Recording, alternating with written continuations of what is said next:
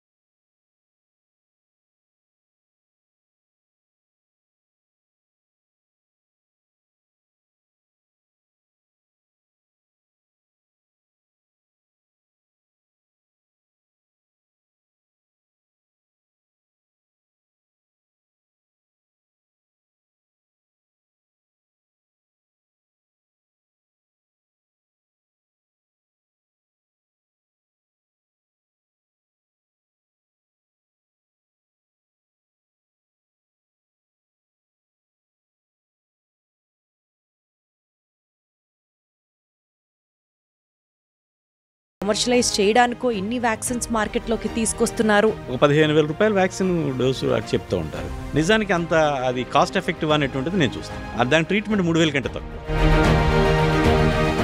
Hello everybody, అందరికీ నమస్కారం. Welcome to deep talks with Deepti.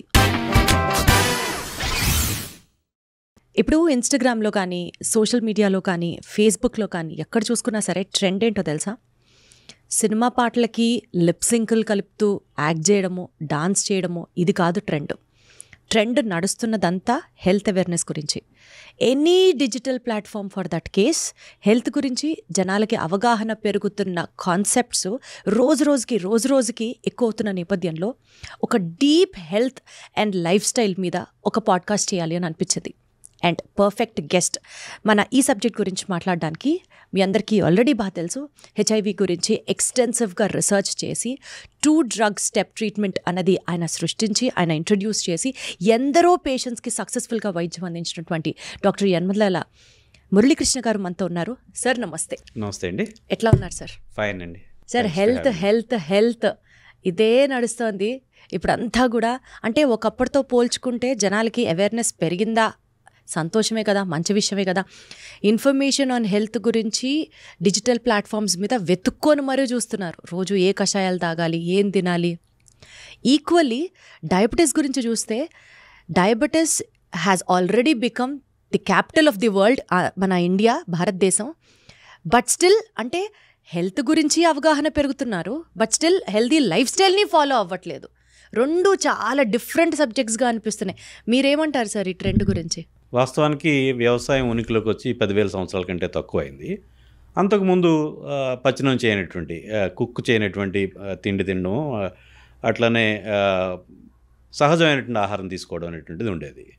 ఎప్పుడైతే వ్యవసాయం ఉనికిలోకి వచ్చిందో అంతకుముందు ఈ ప్రధానమైనటువంటి ఆహార వేట, చేపల వేట, అట్లనే జంతు వేట, ఇది కాస్త కొద్దిగా ఈ నట్స్, తర్వాత ఫ్రూట్స్ ఇట్లాంటివి ఉండేవి. ఎప్పుడైతే వ్యవసాయం ఉనికిలోకి వచ్చిందో ఈ కాయ కష్టం అనేది తగ్గిపోయింది. అట్లనే కార్బోహైడ్రేట్ అనేటువంటిది బాగా పెరిగిపోయింది. మనకి స్టేపుల్ ఫుడ్ ఏది తీసుకున్నప్పుడు కూడా ప్రధాన ఆహారం ఏదైనా, ఒక వరి లేకపోతే గోధుమ, ఇంకేమైనా మిల్లెట్స్, ఇంకేమైనా సరే వీటిలో ప్రధానమైనటువంటిది కార్బోహైడ్రేట్. సో అప్పటి వరకు కొన్ని లక్షల సంవత్సరాలుగా జరుగుతున్నటువంటి మానవ పరిణామంలో ఒక్కసారిగా వ్యవసాయం అనేటువంటిది అంతవరకు ఉన్నటువంటి ఈ ఫుడ్ బ్యాలెన్స్ని మార్చిపడేసింది. ఏదైతే మనకి ఆ రోజు వరకు కార్బోహైడ్రేటు, ఇంకా ఫ్యాటు, ఇంకా కొద్దిపాటి ఈ కార్బోహైడ్రేట్ ఉండేది కాస్త ప్రోటీను, ఫ్యాటు ప్రధానంగా ఉంటూ కొద్దిపాటి కార్బోహైడ్రేట్ ఉండేది. అది కాస్త వ్యవసాయం అయితే ఉనికిలోకి వచ్చిన తర్వాత ప్రధానంగా కార్బోహైడ్రేట్ అనేటువంటిది మేజర్ పార్ట్ తీసుకుంది. మేజర్ చంక్ ఫుడ్, మానవుల యొక్క ఫుడ్లో కార్బోహైడ్రేటు ప్రధానమైనటువంటి పాత్ర అయిపోయింది. ఎప్పుడైతే ఇట్లా వచ్చిందో ఈ ఎవల్యూషన్లో మానవుని యొక్క పరిణామంలో ఈ కార్బోహైడ్రేట్ని హ్యాండిల్ చేసేంత శక్తి ఇప్పటికీ కూడా మనకి రాలేదు. అందువల్ల ఈ లైఫ్ స్టైల్ డిసీజెస్ అనేటువంటి ఏవైతే మనం ఒక 50 ఏళ్ల క్రితాన్ని ఫోటోలు చూసుకుంటే ఎవరు చబ్బీగా కనపడరు, ఎవరు నిండుగా కనపడరు, అందరూ థిన్గా హెల్దీగా కనపడుతూ ఉంటారు. ఇప్పుడు ఎప్పుడైతే మన ఆహారంలోకి ఎక్కువగా ఈ ప్రాసెస్డ్ ఫుడ్ ఇంకా పరిస్థితులు వర్సం చేసింది. ఏదైతే ఎండోస్పెర్మ్ ఏదైతే మనం బ్రౌన్ రైస్ అంటాం, ఉండేటువంటి ఆ బ్రౌన్ పొరని తీసేసి మనం ఫుడ్ ఇస్తే అది వెంటనే శరీరంలోకి ఈ కార్బోహైడ్రేట్ రిలీజ్ అయిపోతుంది. దాని మూలంగా కూడా ఈ ఇన్సులిన్ రెసిస్టెన్స్ అవి వచ్చేయటం మొదలెట్టింది. దీనివల్ల ఇప్పుడు లైఫ్ స్టైల్ డిసీజెస్ అనేటువంటి ఇవి ఏవైతే క్యాన్సర్లో, లేకపోతే రక్తపోటు, డయాబెటీస్, లేకపోతే ఊబకాయం, ఇంకా ఇలాంటివి గుండెపోట్లు, ఇవన్నీ కూడా ఈ రకంగా వచ్చేసినాయి. సో మానవుని యొక్క పరిణామ క్రమం నెమ్మదిగా జరిగేది లక్షల సంవత్సరాల పాటు, వేల సంవత్సరాల పాటు జరిగేది కాస్త ఒక్కసారిగా మానవుని యొక్క ఆహారంలోకి వ్యవసాయం ఉనికిలోకి వచ్చిన తర్వాత ఈ కార్బోహైడ్రేట్ రావడంతో ఉల్టా అయిపోయింది. ఇది ప్రధానమైనటువంటిది ఇది అన్నమాట. సార్, బేసికల్గా డయాబెటీస్ అనేది ఓవర్ నైట్ వచ్చేది కాదు. Over a period of time ఇప్పుడు మనం కూడా ప్రీ డయాబెటిక్ టెస్ట్లను కూడా చేస్తున్నారు. ప్రీ డయాబెటిక్ రేంజ్ ఇంత ఉంది అని అంటే బహుశా వీళ్ళకి ఫ్యూచర్లో డయాబెటీస్ వస్తుంది కాబట్టి జాగ్రత్త పడాలి అని ఒక హింట్ కూడా ఇస్తున్నారు డాక్టర్స్. ఈ నేపథ్యంలో ఎంతకాలం ముందు నుంచి డయాబెటీస్ మన బాడీలో రావడానికి ప్రిపేర్ అవుతూ ఉంటుంది సార్? సుమారుగా మనం ఎంత టైం అని చూసుకోవచ్చు? దీన్ని ఇంకో రకంగా అర్థం చేసుకోవాలి. దీన్నే ఇన్సులిన్ రెసిస్టెన్స్ అంటాం. ఇన్సులిన్ అనేటువంటిది మనిషి యొక్క శరీరంలో దాదాపుగా ఒక 25-30 యూనిట్ల ఇన్సులిన్ మనం ఏదైతే వాడుతూ ఉంటామో అంత మేరకు రిలీజ్ అవుతూ ఉంటుంది. ఇది ఫుడ్ ఛాలెంజ్ని బట్టి ఏదైతే కార్బోహైడ్రేట్ ఎక్కువగా ఉన్నప్పుడు ఎక్కువ ఇన్సులిన్ రిలీజ్ కావడం, అట్లనే ఫ్యాట్ లాంటి కంటెంట్ ఉన్నప్పుడు దాదాపుగా లేకపోవడం, కొంచెం ప్రోటీన్ ఉన్నప్పుడు కొద్దిపాటి మినిమల్ ఇన్సులిన్ రిలీజ్ కావడం జరుగుతుంది. ఎప్పుడైతే ఫుడ్ని డంప్ చేయడం మొదలెట్టామో అది కూడా మనం సహజమైన జీవితం కాకుండా ప్రకృతిలో దొరికేటువంటి ఆకులలములో, లేకపోతే పండ్లు, లేకపోతే ఈ ధాన్యాలు ఎలా ఉన్నదో అలా కాకుండా మనం పూర్తిగా పాలిష్ చేసి దాన్ని రకరకాల ప్రాసెస్ చేసి ఇంకా తొందరగా రుచిని పొందడానికి గాను అక్కడ మనకి శారీరక శ్రమ బయటికి కనపడేది, లోపల అంతర్గతంగా జీర్ణ వ్యవస్థ పడే కష్టాన్ని కూడా లేకుండా చేసి డైరెక్ట్గా చేసేస్తున్నాం. శారీరక శ్రమ లేకపోవడం వల్ల మనకి ఊబకాయం ఎట్లా పెరుగుతుందో శరీరంలో అట్లా అంతర్గతంగా మనకి ఈ డైరెక్ట్గా రీఫైన్డ్ కార్బోహైడ్రేట్ అందడం వల్ల శరీర అంతర్గత అవయవాలు ఏవైతే లివరు లేదా ఈ ప్యాంక్రియాస్ అనేటువంటి వాటికి పని లేకుండా పోతుంది. అది ఎప్పుడు అనేటువంటిది వాళ్ళ యొక్క తిండి మీద ఆధారపడి ఉంటుంది. సో 50 ఏళ్లలో ప్రీ డయాబెటీస్ గుర్తుపెడితే అది చాలా కాలం పడుతుంది. ఎందుకంటే ఆయన అంతవరకు ఆ వ్యక్తి హెల్దీ లైఫ్ స్టైల్ లీడ్ చేస్తున్నట్టుగానే near healthy lifestyle lead చేస్తున్నట్టు, అట్లా కాకుండా చిన్న వయసులోనే ఒక 20స్లో లేట్ 20స్లోనే గుర్తించాం అనుకుందాం. వాళ్ళ అన్హెల్దీగా ఏదైతే జంక్ ఫుడ్, ప్రాసెస్డ్ ఫుడ్, అట్లనే రీఫైన్డ్ కార్బోహైడ్రేట్స్ బాగా తీసుకుంటున్నాను. నేను ఈ క్వశ్చన్ ఎందుకు అడుగుతున్నానంటే సార్, ఇప్పుడు సపోజ్ ఫర్ ఎగ్జాంపుల్ ఒక 25 to 30 ఏజ్ గ్రూప్లో ఉన్న వాళ్ళు ఉన్నారు అనుకుందాం. ఇప్పుడు అంటే ఆ ఏజ్ గ్రూప్లో కూడా మనం డయాబెటీస్ ఎక్స్పెక్ట్ చేయొచ్చు, కానీ జనరల్గా మాట్లాడితే ఒక 25 to 30 ఏజ్ గ్రూప్లో ఉన్న వాళ్ళకి because of unhealthy lifestyle వల్ల వాళ్ళు బాడీలో షుగర్స్ అక్యూములేట్ చేసుకోవడం స్టార్ట్ చేసి they are on the verge of diabetes అని అనుకున్నప్పుడు, డయాబెటీస్ వచ్చాక రివర్సల్ కన్నా మేబీ ప్రీ డయాబెటీస్ స్టేజ్లో ఉన్నప్పుడు వాళ్ళు హెల్దీ లైఫ్ స్టైల్ మెయింటైన్ చేస్తే అసలు డయాబెటీస్ రాకుండా ఉంటుందిగా, అట్లా ఎక్స్పెక్ట్ చేయొచ్చా? అసలు ప్రీ డయాబెటీసే కాదు, డయాబెటీస్ని రివర్స్ చేయొచ్చు అనేటువంటిది ఇటీవల కాలంలో రుజువైనటువంటి విషయాలు. బ్రిటన్కి చెందినటువంటి రాయ్ టేలర్ మెడిసిన్ ప్రొఫెసర్, ఆయన ఏం చేశారంటే ఎవరైతే ఈ డయాబెటిక్ పేషెంట్స్ ఉన్నారో వాళ్ళలో 11 మంది పేషెంట్లు తీసుకుని వాళ్ళకి సివియర్ క్యాలరీ రెస్ట్రిక్షన్ చేశారు, అట్లానే కార్బోహైడ్రేట్ని ఎలిమినేట్ చేశారు. వాళ్ళకి ఒక 8 వారాలు ఈ రకమైన కేవలం తిండి మార్పు చేయడం మూలంగా వాళ్ళు అందరూ ఇంచుమించుగా డయాబెటీస్ రివర్స్ అయింది వాళ్ళకి. సో వాళ్ళకి ఇన్సులిన్ అవసరం లేకుండా పోయింది, అట్లానే మెడికేషన్స్ కూడా అవసరం లేకుండా పోయింది. అంటే సార్, ఒకప్పుడు పేరెంట్స్కి డయాబెటీస్ ఉన్నా లేకపోతే ఫ్యామిలీ ట్రీలో డయాబెటీస్ రన్ అయినా జెనెటికల్గా పిల్లలకి రావడానికి కూడా ఆస్కారం ఉంది అని అనుకునేవాళ్ళు.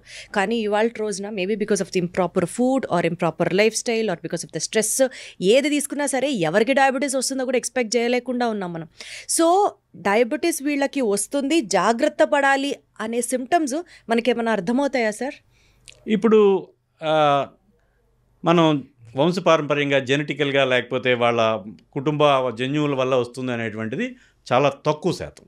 ఏదైతే ఈ ప్రాక్టీస్ మూలంగా వాళ్ళు చేసేటువంటి పనుల మూలంగానే వాళ్ళు తినే తిండి మూలంగానే వచ్చేటువంటిది ఆది ప్రభావమే అత్యధికం. అది దాదాపు 90% వాళ్ళు తినే తిండి మూలంగా వస్తూ ఉంటుంది.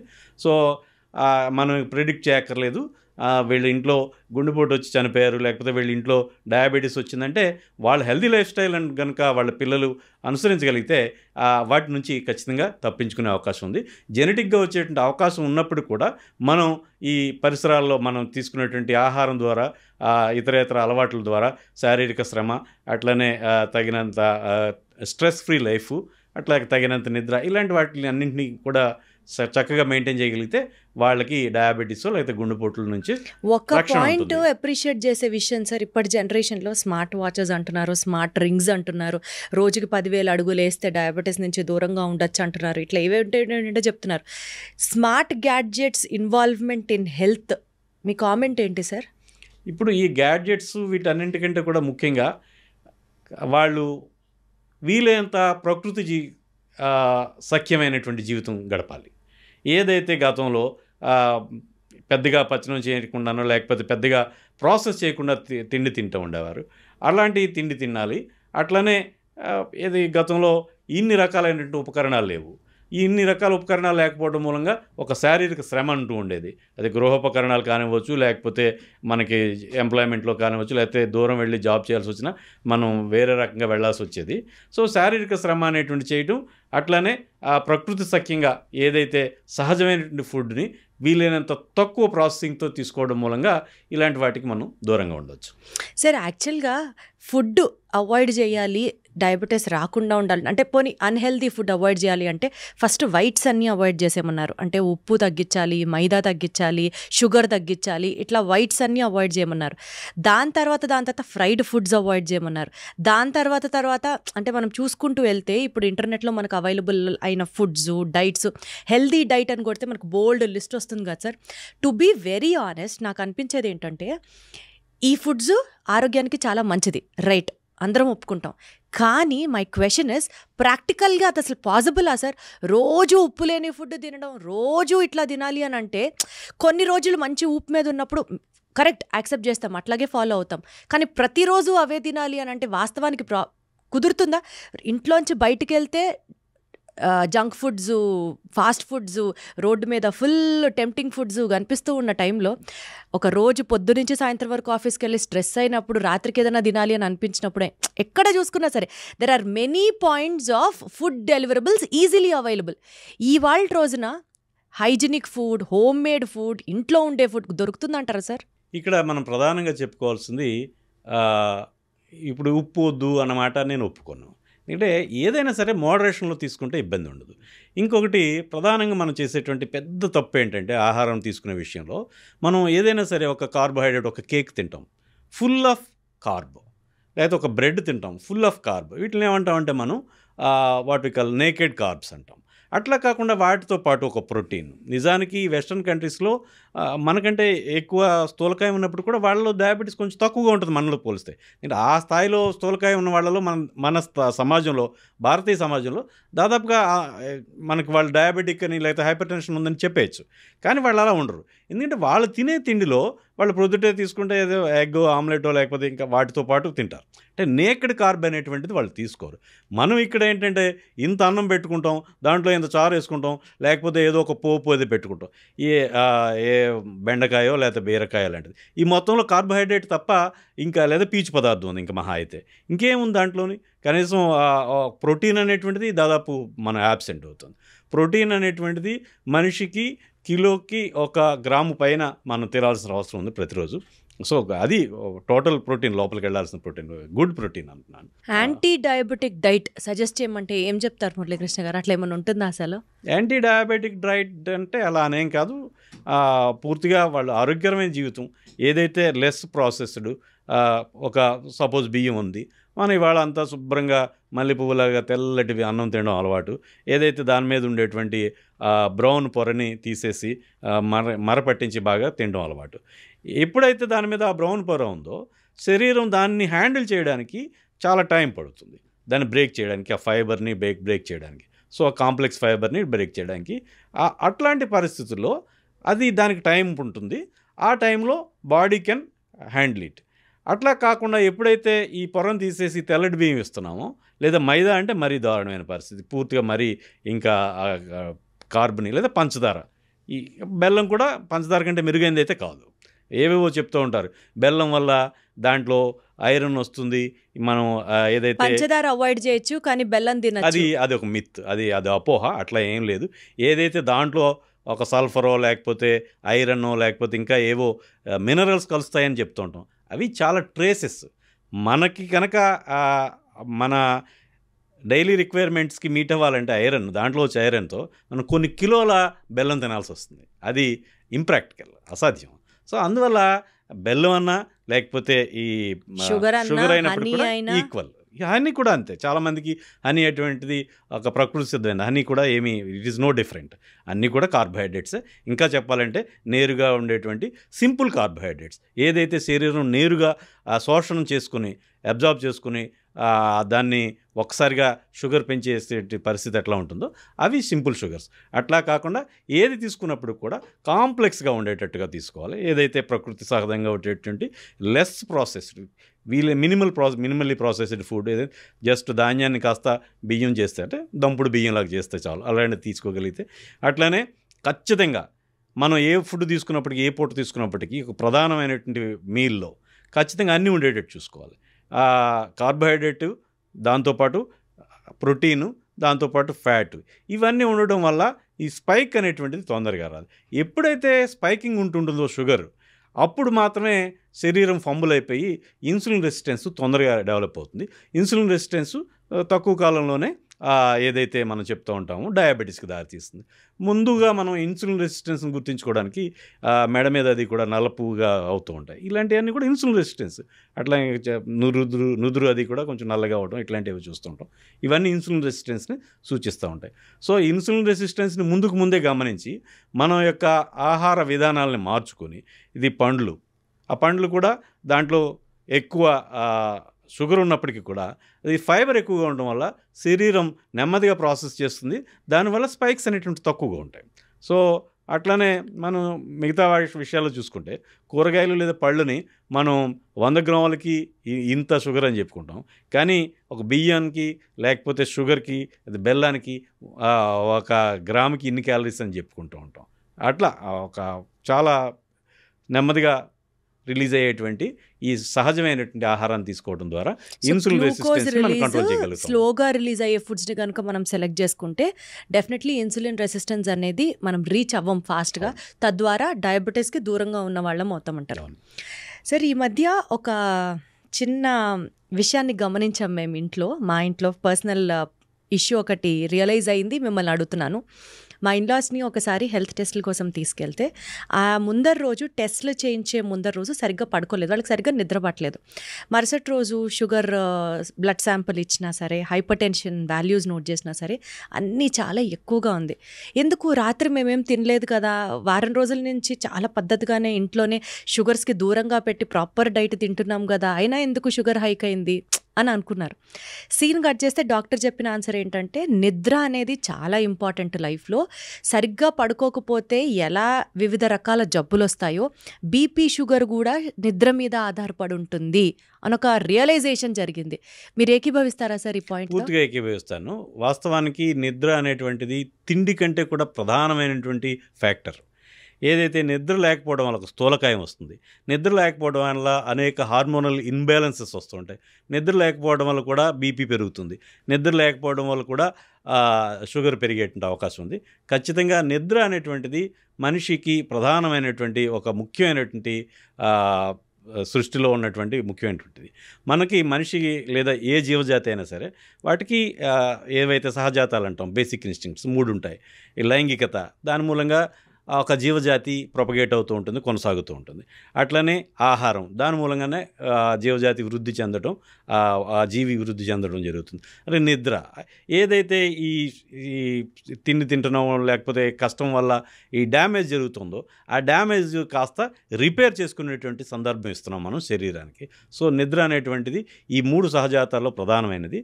సో ఈ నిద్ర అనేటువంటిది దాదాపు అన్ని విషయాల మీద ఆ యొక్క మనిషి బీపీ, షుగరు, లేకపోతే స్థూలకాయం, ఇంకా ఇతరేతర ఇంబ్యాలెన్సెస్, ఈ నిద్ర లేకపోవడం అనేటువంటి చాలా దారుణమైనటువంటి అంశం. కాబట్టి నిద్ర అనేటువంటిది ముఖ్యమైన విషయం. మనం ఇంకొక సింపుల్గా ఒక ఉదాహరణ చెప్పుకుంటాం.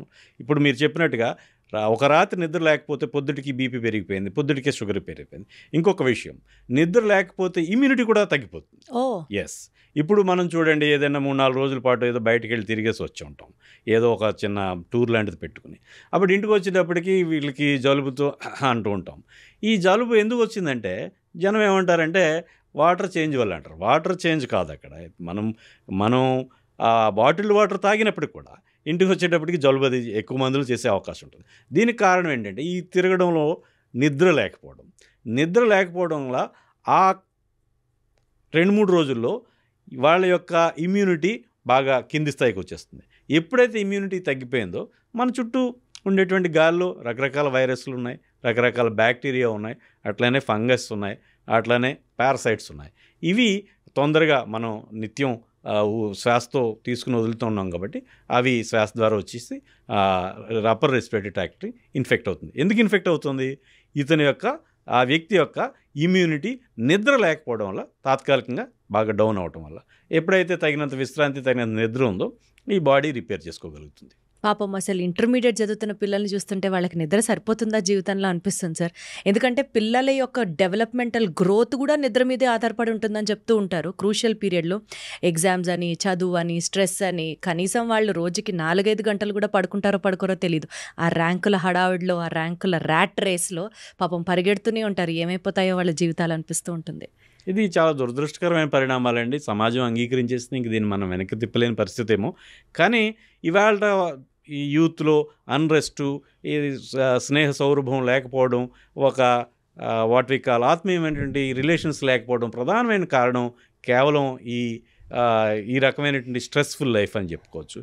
సో ఏదైతే వాళ్ళు పెళ్ళిళ్ళు కూడా ఎక్కువ సందర్భాల్లో వాళ్ళకి పెటాకులు అవ్వడానికో, అంటే ఒకరితో ఒకరు సఖ్యత లేకపోవడం, ఒక మనిషిని సహించలేకపోవడం, వాళ్ళు కూడా నాకులాగే ఆలోచనలు ఉంటాయి వాళ్ళకి అనేటువంటి ఒక భావన లేకపోవడం అనేటువంటిది, ఈ రకంగా మనం ఆ పిల్లల్ని ఒక చదువుకునే యంత్రాలుగా వాళ్ళని కెరీరిస్ట్ ధోరణితో వాళ్ళని మాడ్యులేట్ చేయడం వల్ల ఆ పిల్లలకి కూడా వాళ్ళకి లైఫ్ స్కిల్స్ అనేటువంటి రావడం లేదు, అడ్జస్ట్మెంట్ రావట్లేదు, ఎమోషనల్ ప్రూడెన్స్ అనేటువంటిది వాళ్ళకి లేకుండా పోయింది.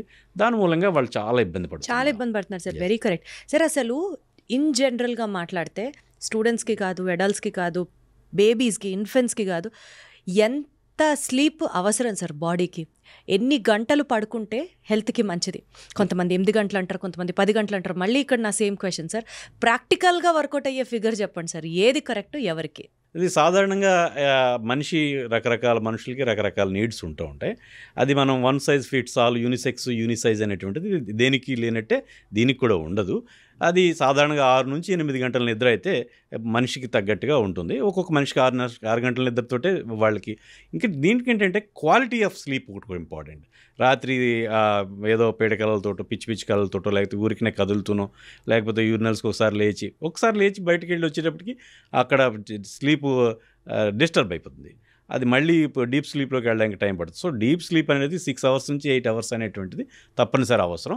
సో అది కొంతమందికి 6 గంటలు కూడా సరిపోతుంది, కొంతమందికి 7 గంటలు, 8 గంటలు, మ్యాక్సిమం అంత 8 గంటల వరకు సరిపోతుంది. 10 గంటలు, 20 గంటలు అనేటువంటిది కొంత ట్రాష్గానే నేను భావిస్తాను. సార్ బేసికల్గా ఏం మంచి తీసుకోమో పక్కన పెడితే, రాత్రిపూట నిద్రపోకుండా గేమ్స్ ఆడుకునే వాళ్ళకి కానీ, ఫ్రెండ్స్తో చాటింగ్లు చేసుకునే వాళ్ళకి కానీ, వీళ్ళందరూ ఆదర్శంగా ఒక పాయింట్ చెప్తారు. ఎస్పెషల్లీ పార్టీలు చేసుకునే టైంలో కానీ వీళ్ళందరూ చెప్పేది, నరేంద్ర మోడీ గారు 3 గంటలే పడుకుంటారట, మిగిలిన 21 గంటలు ఆయన ఏదో ఒకటి చేస్తూ ఉంటారు, ఆలోచిస్తూ ఉంటారు, యోగా చేస్తారు, డెవలప్మెంట్ కోసం ఆలోచిస్తారు. సో 3 గంటలు పడుకున్నా చాలు అన్నది కొంతమంది థియరీ. దీంతో మీరేమంటారు? ఇదంతా అది ఒక రకమైన ప్రచారమే తప్ప దాంట్లో వాస్తవం ఉందని నేను భావించడం లేదు. సో 3 గంటలతో మనిషి పూర్తి కాన్సన్ట్రేట్ చేయడం కానీ ఇవన్నీ జరిగే పనులు కాదు. ప్రొడక్టివ్ లైఫ్ అయితే లీడ్ చేయలేం. అఫ్కోర్స్ ఉంటారు, ఎక్సెప్షన్స్ ఉంటారు. ఇది కొంత పిఆర్ విషయంగానే నేను భావిస్తాను. ఈ నిద్ర గురించే మాట్లాడుకుంటున్నాం కాబట్టి సార్, ఇంకొక ఇంపార్టెంట్ పాయింట్, కొంతమందికి నాకు చాలా ఆశ్చర్యంగా అనిపిస్తుంది సార్ ఈ విషయం. ఫోను చూస్తూ ఉంటే స్క్రీన్ లైట్ వల్ల నిద్ర పట్టకుండా ఉంటుంది. అంటే బ్రెయిన్ యాక్టివ్గా ఉండడం వల్ల, మెలనోసైట్స్ అన్నీ ఇంకా యాక్టివ్ అవ్వడం వల్ల నిద్ర పట్టదు. That's a very bad habit, వద్దు అని డాక్టర్స్ చెప్తారు. కొంతమంది దగ్గర దీనికి కంప్లీట్ కాంట్రాస్ట్ స్టేట్మెంట్ వింటూ ఉంటాం. ఫోన్ చూస్తేనే నిద్ర వస్తుంది అంటారు. ఏది కరెక్ట్ సార్? ఫోన్ చూస్తూ అలా నిద్ర వచ్చేస్తుంది, ఫోన్ పక్కన పెట్టి పడుకుంటాము అని అంటారు. But that's actually a very bad habit అని డాక్టర్స్ అంటారు. వీటి రెండిట్లో కరెక్ట్ ఏది సార్? ఇప్పుడు మనిషి డయర్నల్ రాత్రి పగలు వేరియేషన్స్లో 2 హార్మోన్స్ ఉంటాయి. ఒకటి వైటమిన్ డి, అది పగలు యాక్టివ్గా ఉండేటువంటి హార్మోను. అంటే రెండోది హార్మోన్ ఏంటంటే మెలటోనిన్ అనేటువంటిది రాత్రి రిలీజ్ అవుతుంటుంది. మెలటోనిన్ మన మానవ పరిణామ క్రమంలో సాయంత్రం అయ్యేటప్పటికీ అతను రెస్ట్కి వెళ్ళిపోవాలి, లేకపోతే క్రూర జంతువుల లేకపోతే ఈ సరీసృపాలు, ఈ పాములు ఇలాంటి వాటి వల్ల ఇబ్బంది ఎదురవుతుంది అనేటువంటి ఇలాంటి ఈ యొక్క హెచ్చరిక కోసం ఇట్లాగా సాయంత్రం అవగానే మెలటోనిన్ విడుదల కావడం, అట్లనే అతను నిద్రకి వెళ్ళటం అనేటువంటి జరుగుతుంది. సో ఖచ్చితంగా మెలటోనిన్ విడుదల కావడానికి ఈ చీకటి పడడం అనేటువంటిది ముఖ్యమైనది.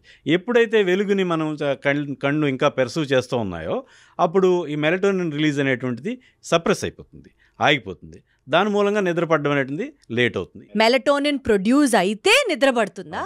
మెలటోనిన్ ప్రొడ్యూస్ అవ్వకపోతే వాళ్ళకి నిద్ర, అందుకనే వాళ్ళకి సరిగ్గా నిద్ర పట్టదు అన్నది నడుస్తుంది. అవునండి. ఇంకా దీంతో పాటు అనేక విషయాలు ఉంటాయి. మెలటోనిన్ రిలీజ్కి ఒకటి సాయంత్రం అవగానే వీలైనంత తక్కువ లైట్లో ఉండటం, ఎక్కువగా లైట్లు అనేటువంటి ట్యూబ్ లైట్లు కాకుండా చిన్న లైట్లు తక్కువ వాట్స్ తోటి ఉండేటువంటి లైట్లు పెట్టుకోవడం. అట్లనే ఇంకా కొన్ని సప్లిమెంట్స్ ఖచ్చితంగా పనిచేస్తాయి. మన తినే తిండిలో మెగ్నీషియం అనేటువంటిది చాలా తక్కువ అందుతూ ఉంటుంది. మెగ్నీషియం సప్లిమెంట్స్ వల్ల కూడా చక్కటి నిద్ర పడేటువంటి అవకాశం ఉంది. మెగ్నీషియం మనకి ఈ అరటిపళ్ళల్లో వాటిలో కూడా మెగ్నీషియం ఉంటుంది. కొంతమంది అరటిపండు తొక్కతో కూడా తింటే కూడా బాగుంటుందని చెప్తూ ఉంటారు. ఎస్, ఐ డూ అగ్రీ, అది కూడా ఒప్పుకుంటారు. తినగలిగితే మంచిదే. సో కనీసం ఆ లోపల ఉండేటువంటి పొరనైనా, తొక్క మొత్తం బయట ఉండేటువంటి నీలం ఆకుపచ్చదో లేకపోతే పసుపు రంగుతో కాకుండా కనీసం లోపల ఉండే తెల్లటి పొరతో అయినా తినగలిగితే బాగుంటుంది. సో ఈ సప్లిమెంట్స్ అట్లానే సాయంత్రం కాగానే ఈ లైట్లు అది ఆర్పేసుకుని ఈ స్క్రీన్ టైం అనేది కూడా దాదాపు ముగించేసుకోవాలి. అట్లాంటప్పుడు మాత్రమే మన నిద్ర పట్టేటువంటి అవకాశం ఉంది. తర్వాత అలజడులన్నీ వదులుకోవాలి. వీలైనంత వరకు ఏమీ అయిపోదు. ఇప్పుడు రేపొద్దుటి గురించో భవిష్యత్తు గురించో విపరీతంగా ఆలోచించేస్తే ఏమీ అయిపోదు. మారిపోయే పరిస్థితులు మారిపోవు. మనం ప్రశాంతంగా ఉండి రేపు రొద్దుట లేచి చక్కగా పనిచేసుకుంటే ఇంకా బాగుంటుంది తప్ప మనం దాని గురించి ఆలోచిస్తే అయితే పరిస్థితులు మారవు. కాబట్టి ఆలోచనలు అవి ఆందోళనలు అవి కూడా వీలైనంత తక్కువగా ఉండాలి. అట్లనే ఈ తిండి అది కూడా చక్కగా ముందుగానే తినేస్తే మంచిది. సాయంత్రం 7 ఆ టైం కల్లా భోజనం చేయగలిగితే మంచిది, బాగా నిద్ర అది పడుతుంది. సో ప్రాపర్ స్లీప్ ప్రాక్టీస్ అంటే ఏంటి సార్? దానికి ముందరే మన ఎక్సర్సైజులు చేయాలి. కొన్ని చోట్ల ఈ స్లీప్ థెరపీస్, స్లీప్ రూమ్స్ అని చెప్పి కూడా కొత్తగా వస్తున్నాయి కదా మార్కెట్లోకి. కొత్తగా రావట్లేదు, ఎప్పటి నుంచో ఉన్నాయి. ఇంట్లో నిద్ర పట్టింది, ఆ స్లీప్ రూమ్లోకి వెళ్ళి పడుకుంటే నిజానికి ఇవాళ రేపట్లో స్లీప్ మ్యూజిక్ కూడా ఉంటుంది. సో మనం యూట్యూబ్లో చూస్తే స్లీప్ మ్యూజిక్స్ గంటల తరబడి అలా ఉంటాయి. ఖచ్చితంగా నిద్ర పడుతుందండి. So it induces sleep. So ఏవైతే లో తక్కువ హెడ్జ్లో వాళ్ళకి శబ్దం వింటూ ఉంటే వాళ్ళకి నిద్ర పడుతుంది. అట్లానే ఈ ఏదైతే మెలటోనిన్, అట్లనే ఈ మెగ్నీషియము, తర్వాత ఈ లైట్కి దూరంగా ఉండటం, వీటి వల్ల నిద్ర పడుతుందండి. సో ఇవన్నీ ప్రాపర్ స్లీప్ ప్రాక్టీసెస్ మనం ట్రై చేయొచ్చు అని చెప్తున్నారు మీరు. మ్యూజిక్ అయితే డెఫినెట్గా పనిచేస్తుంది. ఖచ్చితంగా ఆ స్లీప్ మ్యూజిక్ అనేటువంటి రకరకాల ఫ్లూట్ మ్యూజిక్ కొంత ఉంటుంది, కొంత వేరే రకరకాల మ్యూజిక్స్ ఉంటూ ఉంటాయి. ఏవైతే ఈ మెరుపులు లేకపోతే థండర్ స్టామ్స్ మ్యూజిక్లు ఉంటాయి, కొంత అంటే వాటర్ ఫ్లోయింగ్ వాటర్, ఈ మ్యూజిక్లన్నీ కూడా ఖచ్చితంగా పనిచేస్తాయి. Wonderful sir. Sir sleep immunity మనం మాట్లాడుకున్నప్పుడు ఇప్పుడు సీజన్ కూడా బాగా చల్లగా అట్లా ఉంటుంది. ఫీవర్స్ రెగ్యులర్గా మనం వింటూ ఉంటాం, ఫీవర్ అని. ప్రతిసారి ప్రతి ఫీవర్కి డాక్టర్ దగ్గరికి వెళ్ళకపోవచ్చు. అందరికీ తెలిసిన ఒక కామన్ పాయింట్ ఏంటంటే ఓ పారాసెటమాల్ వేసుకుంటే జ్వరం తగ్గిపోతుంది, ఓ క్రోసిన్ 650 వేస్తే బాడీ పెయిన్స్ తగ్గిపోతాయి. ఓ 2-3 రోజులు, 4-5 రోజులు, మహా అయితే ఓ వారం రోజులు వేసిన సందర్భాలు కూడా మనం వింటూ ఉంటాం. అది అజ్ఞానం వల్ల కావచ్చు, maybe because they don't have proper knowledge towards medical system, ఏమన్నా కావచ్చు. పారాసెటమాల్ వేస్తే జ్వరం నిజంగా తగ్గిపోతుందా సార్, లేదా టెంపరీగా తగ్గుతుంది, దాన్నే మనం తగ్గింది అని భావిస్తున్నామా? Is it really safe practice? అసలు జ్వరం అనేటువంటిది మనిషి యొక్క శరీరానికి హాని జరుగుతున్నప్పుడు శరీరం స్పందించి విడుదల చేసేటటువంటి కొన్ని కెమికల్ మీడియేటర్స్ వల్ల టెంపరేచర్ అనేది పెరుగుతుంది. జ్వరం అనేటువంటిది ఒక రక్షణ ప్రక్రియ. అది జ్వరం అనేటువంటిది దాని అంతటా అదే జబ్బు కాదు, ఒక ఇన్ఫెక్షను లేదా రకరకాల అనేక సమస్యల వల్ల. క్యాన్సర్లో కూడా జ్వరాలు వస్తాయి, హెచ్ఐవిలో కూడా జ్వరాలు వస్తాయి, లేకపోతే మలేరియా ఫైరల్ వస్తాయి. ఈ జ్వరం అనేటువంటిది మనం దేనివల్ల వస్తుందని తెలియదు. మన చుట్టూ ఉన్నటువంటి ఈ బ్యాక్టీరియా, వైరస్, ఫంగై అట్లని ఈ పారాసైట్స్ ఏవైతే ఉన్నాయో ఇవన్నీ కూడా శరీరం మీద దాడి చేస్తూ నిరంతరం శరీరానికి, మనిషి యొక్క శరీరానికి ఈ ప్యాథోజన్స్ ఏవైతే వ్యాధికారక బ్యాక్టీరియా ఉన్నాయో, వ్యాధిని కలగజేసే బ్యాక్టీరియా, వైరస్ ఇలాంటివి చాలా తక్కువ సంఖ్య. నిజానికి ఇవేవి కలగజేయకుండా వాటి మనతో పాటు సహజీవనం చేసేటువంటి సూక్ష్మక్రిములు చాలా చాలా ఎక్కువ. సో నిజానికి జ్వరం వచ్చి ఏదైతే ఈ మనిషి సఫర్ అవ్వడం, లేకపోతే తర్వాత ఏదో డెంగ్యూయో, లేకపోతే మలేరియా, లేకపోతే ఇంకేదైనా రెస్పిరేటరీ న్యూమోనియా, లేకపోతే ఇలాంటి అనుకోవడం అనేటువంటిది చాలా తక్కువ. చాలా ఎక్కువగా కోవర్ట్గా ఉంటాయి. ఏవైతే ఓవర్ట్గా బయటికి లక్షణాలు బయటపడి, లేకపోతే ఎక్కువ కాలం బాధపడి మనం ఇన్ఫెక్షన్ ఎస్టాబ్లిష్ అయ్యి దాన్ని ట్రీట్ చేయాల్సిన పరిస్థితి ఉండేటువంటివి చాలా తక్కువ. అనేకమైనటువంటి ఇన్ఫెక్షన్లు మన శరీరం హ్యాండిల్ చేసేసి దాన్ని సప్రెస్ చేసేస్తూ ఉంటాం. అప్పుడే మనకి జ్వరంగా బయటపడుతుంది. ఎప్పుడైతే ఈ జ్వరంగా బయటపడుతుందో మనం దానికి సంబంధించి ఈ వంటి వేడిని తగ్గించడానికి, ఏదైతే నుదురు చూస్తేనో చేతులు పట్టుకుంటేనో వంటి వేడిని తగ్గించడానికి పారాసిటమాల్ వేస్తూ ఉంటాం. ఎక్కువ మంది మనం శరీరం యొక్క స్పందనను మనం సప్రెస్ చేసేస్తాం. దీని మూలంగా అది అన్ని రకాలుగా ఏ రకమైనటువంటి సందేహాలు లేకుండా పారాసిటమాల్ లేదా ఏదైతే యాంటీపైరెటిక్ వాడకం అనేటువంటిది కొద్దిపాటి ఉపశమనం, కొద్దిపాటి సౌకర్యం ఇస్తే తప్ప దాని మూలంగా ఈ వ్యాధి యొక్క పరిస్థితి తగ్గడం అనేటువంటిది లేదు, జరగదు. ఎస్. ఇప్పుడు ఏదైతే పారాసిటమాల్ ఇచ్చామో అప్పుడు శరీరంలో ఉన్నటువంటి రక్తనాళాలు వ్యాకోచించి చెమటల రూపంలో బయటపడి ఎక్కువగా శరీర ఉష్ణోగ్రత అనేటువంటిది తగ్గిపోతుంది. సో ఇటువంటి పరిస్థితుల్లో ఎప్పుడైతే ఈ రక్తనాళాలు వ్యాకోచించినాయో ఇక్కడ రెండు జరుగుతాయి. మీరు చూడండి, ఏదో పారాసిటమాల్ వేసుకున్న తర్వాత జ్వరం వచ్చిన తర్వాత ఎక్కువ మందికి నీరసం అనేటువంటిది జ్వరం వల్ల కాదు, ఈ పారాసిటమాల్ వేసుకోవడం వల్ల వాళ్ళలో బీపీ తగ్గిపోతుంది, వాళ్ళలో విపరీతమైన నిస్సత్తు వస్తుంది. సో చాలామంది చూడండి పడిపోతుంటారు, కళ్ళు తిరుగుతున్నాయి, లేకపోతే జ్వరం వచ్చింది ఏదో పారాసిటమాల్ వేసుకున్నారు, కళ్ళు తిరిగి పడిపోతారు.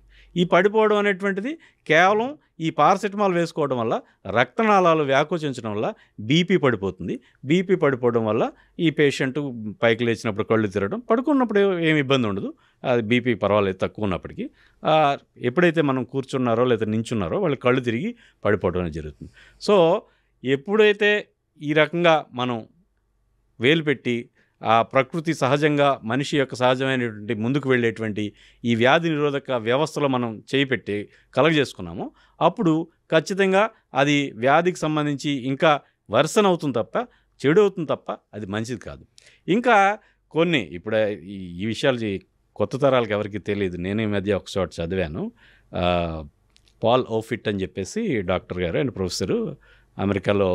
ఆయన వాళ్ళ వ్యాక్సిన్ అడ్వైజరీ బోర్డు పీడియాట్రిక్, ఆయన బుక్ రాశారు ఈ మధ్యకాలంలో, ఓవర్ కిల్లింగ్ అని చెప్పేసి, where medical profession has gone too far అని చెప్పేసి అంటే చెప్తాడు ఆయన.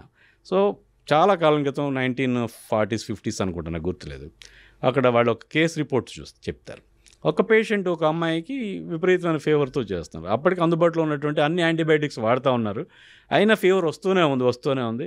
యాంటీబయాటిక్ ఇస్తున్నారు వాళ్ళకి. అప్పట్లో ఎప్పుడు 40s 50s అనుకుందాం. అవి ఇస్తున్నప్పుడు కూడా ఎంతకి జ్వరం తగ్గట్లేదు, జ్వరం వస్తూ ఉంది, వాళ్ళు పారాసిటమాల్, అప్పుడు యాస్పిరిన్ అలాంటివి లేకపోతే ఇలాంటిది ఏదో ఇస్తూనే ఉన్నారు. అమ్మాయి జ్వరం తగ్గుతుంది, మళ్ళీ మర్నాడు వస్తుంది, ఇంక కంటిన్యూస్గా జ్వరం రావడం, వాళ్ళు ఏదో ఇచ్చుకోవడం, జ్వరం రావడం ఇచ్చుకోవడం. సో నాలాంటి ఒక డాక్టర్ ఏం చేశారంటే, స్టాప్ యాంటీపైరెటిక్, ఇది జ్వర నివారణ ఏదైతే ఉందో అంటే ఉష్ణోగ్రత తగ్గించేటుంటుందో అది ఆపండి అని చెప్పారు. So patient recovered. బాగా సివియర్ ఇన్ఫెక్షన్లో కూడా ఈ యాంటీబయాటిక్ ఇస్తూ ఈ యాంటీపైరెటిక్ ఇవ్వడం వల్ల వాళ్ళకి ఉపయోగం లేదు. యాంటీబయాటిక్ ఆఫ్ చేసి యాంటీబయాటిక్ ఒకటే కంటిన్యూ చేసినప్పుడు పేషెంట్ రికవర్ అయ్యాడు. సో ఇలాంటి ఎనెక్డోట్స్ అనేకమైన దృష్టాంతాలు ఉన్నాయి. అయినప్పటికీ కూడా మనకేంటంటే క్విక్ ఫిక్స్ కావాలి. మనకి ఒళ్ళు వేడిగా ఉందంటే ఒక టాబ్లెట్ వేసుకొని మన పనికి వెళ్ళిపోవాలి, ఏదో ఒకటి చేసేయాలి. సో అది అయితే పారాసెటమాల్ లేదా యాంటీపైరెటిక్ ఉపయోగం లేదా అంటే ఖచ్చితంగా ఉంది. బాగా పిల్లల్లో 5 ఏళ్ళు కొంచెం అటు ఇటు పిల్లలు లేదా పసిపిల్లలు 1 ఇయర్ ఆడపిల్లలు వాళ్ళకి జ్వరం వచ్చినప్పుడు ఖచ్చితంగా జ్వరం తగ్గించాలి. అది పారాసెటమాల్ లాంటివో లేకపోతే ఏదో బ్రూఫెనో ఇలాంటిది ఏదైనా వేసి ఖచ్చితంగా తగ్గించాలి, నిమ్స్లేయడం మరోటో ఇంకోటం. ఎందుకంటే వాళ్ళలో సీజర్స్ వస్తాయి, ఫిట్స్ వస్తాయి, టెంపరేచర్ బాగా ఎక్కువైనప్పుడు. సో అలాంటి వాళ్ళకి ఒకటి తడిగుడ్డుతో తొడవడం, అప్పటికి కూడా తగ్గకపోతే ఖచ్చితంగా పారాసెటమాల్ లాంటివి ఖచ్చితంగా వాడాల్సిన అవసరం. పెద్దవాళ్ళు అయితే మాత్రం పారాసెటమాల్ వాడకం అనేటువంటిది నేను I'm against that. You're against that. కానీ ఈ పారాసెటమాల్ అనేది సార్ ఎలా అయిపోయిందంటే సేఫ్ డ్రగ్, ఎవరైనా వాడచ్చు, కిడ్నీ టాక్సిక్ కాదు, ఇలా ప్రచారం జరిగే కొద్దీ అసలు ఎన్ని పారాసెటమాల్స్ పర్ డే తీసుకుంటే అది కిడ్నీ టాక్సిక్ అవ్వదు. పారాసెటమాల్ అనేటువంటి కిడ్నీ టాక్సిటీ లేదండి, కానీ లివర్ టాక్సిటీ ఉంది. అచ్చా, పారాసెటమాల్ ఒక 20 మాత్రలు తీసుకుంటే లివర్ చాలా వాళ్ళకి బిలిరూబిన్ బాగా పెరిగిపోయి లివర్ డ్యామేజ్ అవుతుంది. సో అంటే నెమ్మదిగా తీసుకుంటే safe drug at all. Drug అనేటువంటిది whether it is a drug or poison, it is the dose that determines. So డోస్ను బట్టి మనం అది మందా లేకపోతే ఔషధమా లేకపోతే విషమా అనేటువంటిది నిర్ణయిస్తాం. సో పారాసెటమాల్ కూడా ఎక్కువ డోస్ తీసుకుంటే ఖచ్చితంగా లివర్ డ్యామేజ్ జరుగుతుంది, వాళ్ళకి జాండీస్ వచ్చేటువంటి అవకాశం ఉంది. విన్నారు కదా. సో జ్వరం వచ్చి రాగానే ఒక పారాసెటమాల్ వేసేస్తే పని అయిపోతుంది అని ఆలోచించద్దు, దానికి కూడా ఒక లిమిటేషన్ ఉంది. సో పారాసెటమాల్ ఎక్కువ వేసుకుంటే మేబీ కిడ్నీ టాక్సిక్ కాదు అని చాలా హ్యాపీ ఫీల్ అవ్వచ్చు, బట్ సార్ చెప్పినట్లు it is liver toxic. So be very careful about it. Sir ఈ నేపథ్యంలో మాట్లాడితే మందు ఇందాక మీరు అన్నారు ఏదైనా డోస్ ఒక మోతాదుకి మించితే అది పాయిజనే అని.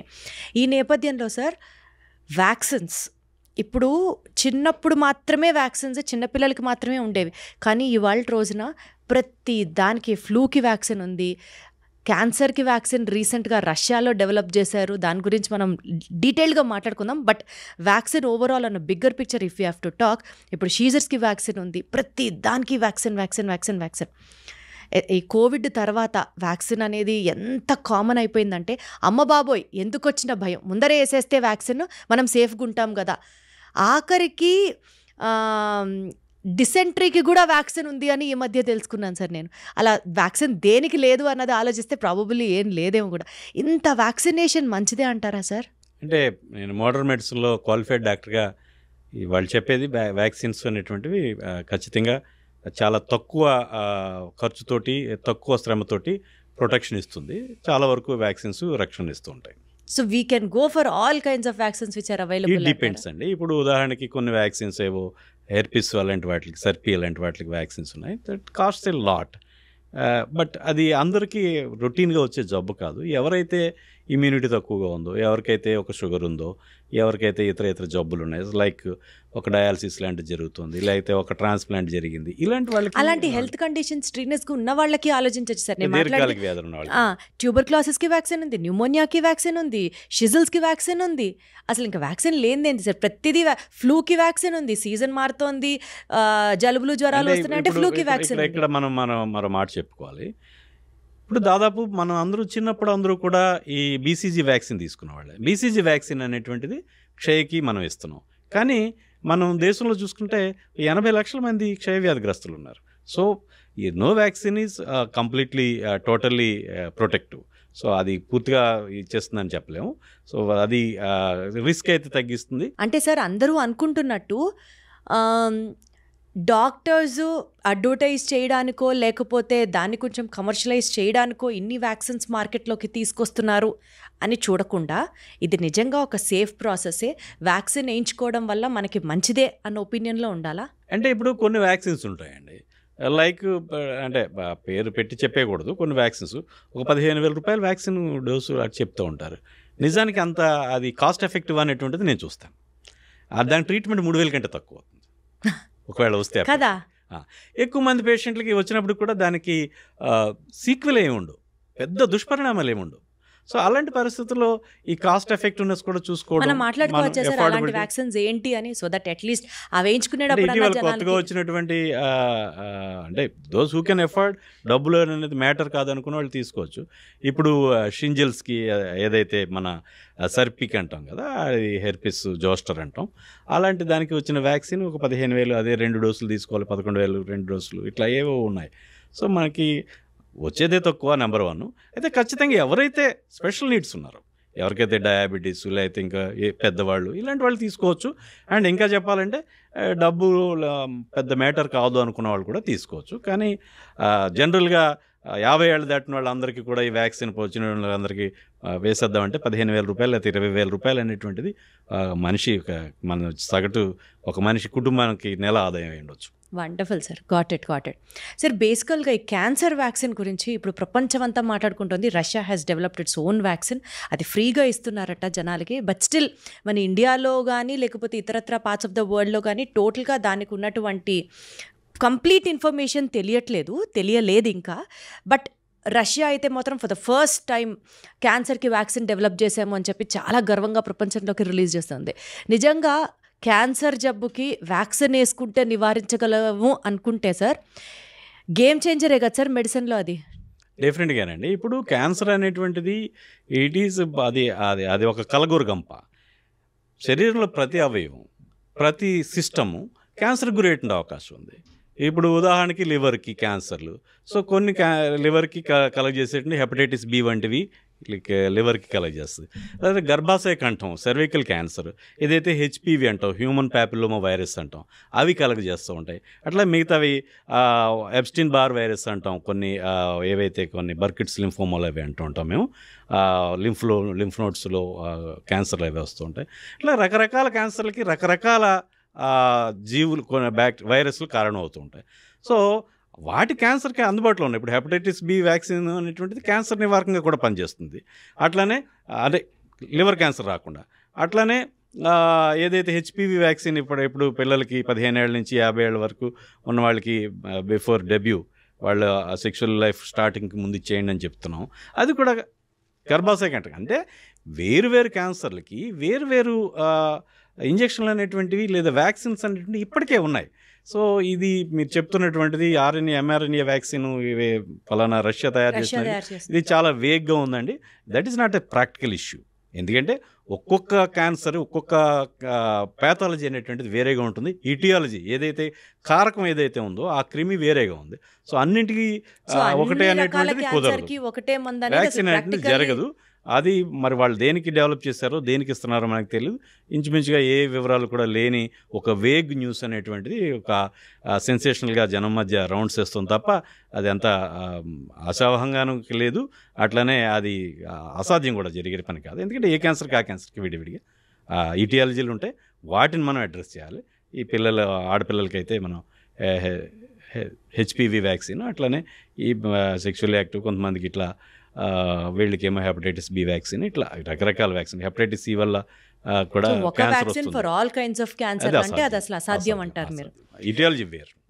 Got it sir. సార్ ఇప్పుడు బేసికల్గా క్యాన్సర్ అనేది ఒక టోటలీ డిఫరెంట్ సబ్జెక్ట్, చాలా డెప్త్ ఉన్న సబ్జెక్ట్. దాని గురించి మనం డీటెయిల్గా మాట్లాడుకోకుండా sir different types of supplements in the form of tablets తీసుకోవడం వల్ల కూడా క్యాన్సర్స్ వచ్చే అవకాశాలు ఉన్నాయి అని ఒక స్టడీలో ఈ మధ్య తెలుసుకున్నాం. లైక్ ఫర్ ఎగ్జాంపుల్ ప్రతి చిన్న దానికి హెయిర్కి ఒక సప్లిమెంట్, నెయిల్స్కి ఒక సప్లిమెంట్, స్కిన్కి ఒక సప్లిమెంట్, తర్వాత ప్రాపర్ ఫంక్షనింగ్ ఆఫ్ లివర్కి ఒక సప్లిమెంట్, మల్టీవిటమిన్ సప్లిమెంట్, వెయిట్ తగ్గాలంటే జస్ట్ ట్యాబ్లెట్స్ వేసుకొని సప్లిమెంట్స్ ద్వారా ఇన్ని సప్లిమెంట్స్ బాడీకి మనం అందించడం వల్ల హెల్త్ విపరీతంగా ఎఫెక్ట్ అయ్యే ఛాన్సెస్ ఉన్నాయి అన్నది ఒక సర్వే కనిపిస్తుంది.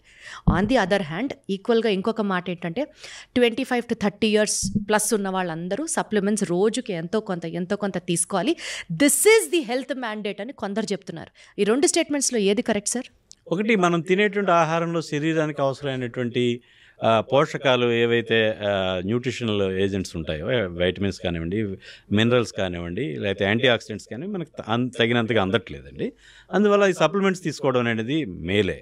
ఎక్కువ సప్లిమెంట్స్ ఒకటి అవి వాటర్ సాల్యుబుల్, దట్ మీన్స్ శరీరంలో ఇప్పుడు బ్యాలెన్స్ ఉంటుంది. ఎక్కువ అయితే అది వాటర్ సాల్యుబుల్ ఏదైనప్పటికీ కూడా యూరిన్లో పోతుంది. మనం తీసుకుంటాం బి కాంప్లెక్స్ తీసుకున్న వాళ్ళకి యూరిన్ పసుపు రంగులో వస్తుంది. అది మన శరీరం అవసరమైన మేరకు తీసుకుంది, మిగతాది బయటకు వదిలేస్తుంది. సో అట్లానా మ్యాక్సిమము ఇవి ఎక్కువగా నష్టాన్ని కలిగజేసేవైతే కాదు, ఎఫోర్డబిలిటీని బట్టి తీసుకోవచ్చు. సో సప్లిమెంట్స్ తీసుకోవడం వల్ల నష్టం కలగదంటారా? డెఫినెట్గా నష్టం అయితే కలగదండి, కానీ సార్ చిన్న చిన్న పిల్లలు ఇర్రేషనల్గా తీసుకోవడం అర్థం కాదు. 10 years 5 years పిల్లలకి కూడా గమ్మీస్ రూపంలో సప్లిమెంట్స్ వచ్చేసాయి. అంత చిన్న పిల్లలకి కూడా సప్లిమెంట్స్ ఇవ్వచ్చా? అయితే అది ఇప్పుడు ఎక్కువగా మనం ఇప్పుడు ఇవాళ రేపట్లో ల్యాబొరేటరీ టెస్టులు ఉంటూ ఉంటాయండి. ఈ ల్యాబొరేటరీ టెస్టులు విపరీతం, అసలు ఒక 20 పేజీలు తీసుకొచ్చి మొహాన్ పడేసి, లేదా అసలు పేజీలు ప్రింట్అవుట్స్ కూడా ఉండవు, వాట్సాప్లో లేదా దీంట్లో షేర్ చేసి డాక్టర్ చూడండి అంటూ ఉంటారు. ఇవేవో ప్యాకేజీల్లో అన్ని టెస్టులు చేసి పడేస్తున్నారు. సో ఇది ఎంత కామెడీగా ఉంటుందంటే, I'm sorry to say that, కొన్ని ఈ విషయాలు షేర్ చేయకూడదేమో నాకు తెలియదు, కానీ బట్ నేను డాక్టర్గా కాకుండా ఒక సామాన్యుడిగా నేను మాట్లాడుతున్నాను. ఇప్పుడు వైటమిన్ డి అది టెస్ట్ చేస్తారు, అదేదో ఒక 1000 రూపాయలు 800 అది విడిగా చేసుకుంటాయి. ప్యాకేజీలో అయితే మొత్తం అన్ని 2000 రూపాయలకి అన్నీ చేసేస్తున్నారు, లేకపోతే ఎంత చేస్తున్నారో నాకు తెలియదు. సో అట్లాంటప్పుడు దానికి తక్కువ వచ్చిందంటే ఏమైపోతుంది? ఒక ట్యాబ్లెట్ తీసుకుంటే 20 రూపాయలు 30 రూపాయలు, వారం రోజులకు ఒక ట్యాబ్లెట్ తీసుకోవచ్చు. నిజంగా డెఫిషియన్సీ ఉందనుకుంటే, ఎవరైతే పూర్తిగా అసూర్యం పస్యగా అయితే సన్ ఎక్స్పోజర్ లేకుండా ఏసీలోనే తిరుగుతూ ఎండలో లేని వాళ్ళకి ఏం తీసుకోవచ్చు, తప్పేం లేదు. అట్లానే వైటమిన్ B12 అది డెఫిషియన్సీ అని ఈ టెస్టులు ఏం ఉపయోగం ఉంది? ఆ టెస్ట్ చేసుకోవడానికి 1000 రూపాయలు అవుతుంది. మనం ట్యాబ్లెట్లు తీసుకుంటూ ఉంటే ఏదైతే మిథైల్ కోబాలమినో లేకపోతే సైనకోబాలమిన్ ట్యాబ్లెట్లు తీసుకుంటే అవి చాలా తక్కువ rate. What is the fun? అదేమి మిమ్మల్ని హాన్ చేయవే. అంటే వైటమిన్ డి అలా వేసుకోవడం స్టార్ట్ చేస్తే వైటమిన్ ఏ వేయాలి, డి వేయాలి, B12 వేయాలి, B కాంప్లెక్స్ వేయాలి. ఎక్కడ sir where is the limit అంటున్నా నేను. సాధారణంగా మనం సరైనటువంటి సంతులమైన ఆహారం, ఏదో పళ్ళు ఇలాంటి వాటితో, నాన్ వెజ్ లేకపోతే ఇవన్నీ పండ్లు ఇవన్నీ తినే వాళ్ళకి ఇన్ని అవసరం ఉండదండి. సో ఒక 30-40 years దాటిన తర్వాత సప్లిమెంట్స్ తీసుకోవచ్చు. 1-2 మంచి B complex tablets with vitamin D ఇట్లాంటివి తీసుకోవడం అదేమీ పెద్ద నేరం కాదు. 4-5 రూపాయలు 10 రూపాయల లోపల ఇవాళ రోజుల్లో వస్తున్నాయి. సో అవి తీసుకోవచ్చు. అలాగే విడివిడిగా ఒక్కొక్కటి తీసుకోవడం అనేది ఐఎమ్ అగెనిస్ట్ దట్. అంత విపరీతంగా సప్లిమెంట్స్ అది నీకు అర్థం కాదండి. అది నేను ఒప్పుకోను. ఎందుకంటే కొంతమందికి ఏదో జుట్టు తక్కువగా ఉందని చెప్పేసి బయోటిన్ సప్లిమెంట్ అవన్నీ కూడా కొంచెం బ్యూటీ కాన్షియస్నెస్ ఉన్న వాళ్ళకి అది చేస్తూ ఉంటారు తప్ప ఇట్ ఈస్ నాట్ అందరికీ అలా ఏం కాదండి. సహజంగా సప్లిమెంట్స్ తీసుకోవాలి అని అంటే ఏం చెప్తారు సార్? ఇవి తీసుకుంటే చాలు అని అంటే ఉన్నాయంటే ఏం చెప్తారు? వైటమిన్ డి తీసుకోవచ్చండి, వారానికి ఒక రోజు తీసుకోవచ్చు, డి లాంటివి. అట్లానే వైటమిన్ B కాంప్లెక్స్ రోజు తీసుకున్నా ఏం పర్వాలేదు. ఓ 30-40 ఏళ్ళు దాటిన వాళ్ళు రోజు తీసుకోవచ్చు. సో ఫైనల్గా సార్ కొత్త సంవత్సరంలోకి వచ్చేసాం. అసలు ఫస్టే నేను మిమ్మల్ని విష్ చేయాలి, బట్ ప్రోగ్రామ్ అయ్యేసరికి విష్ చేస్తున్నాను. Wish you very happy new year sir. ఈ న్యూ ఇయర్లో ప్రాపర్గా హెల్త్ బాగుండాలి అంటూ ఒక డిటర్మినేషన్తో ఒక రెజల్యూషన్ తీసుకున్న వాళ్ళకి మంచిగా ఒక 3 హెల్దీ ప్రాక్టీసెస్, హెల్దీ టిప్స్ చెప్పండి sir for a healthy life style. దాంతో ఈ వీడియోని కంక్లూడ్ చేద్దాం మనం. వీలైనంత ప్రకృతి సఖ్యంగా జీవించాలి, అనగా ప్రాసెసింగ్ ఫుడ్ అనేటువంటిది వీలైనంత వరకు అవాయిడ్ చేయాలి. అట్లానే తగినంత కనీస శారీరక శ్రమ ఉండాలి. 3వది ఏంటంటే నిద్ర అనేటువంటిది తప్పనిసరిగా తగినంత నిద్ర ఉండేటట్టుగా చూసుకోవాలి. ఈ 3 ఆరోగ్యం అనేటువంటిది వీలైనంత బాగా మెయింటైన్ అవుతుంది. Wonderful sir. Thank you so much sir. Thank you. నమస్తే.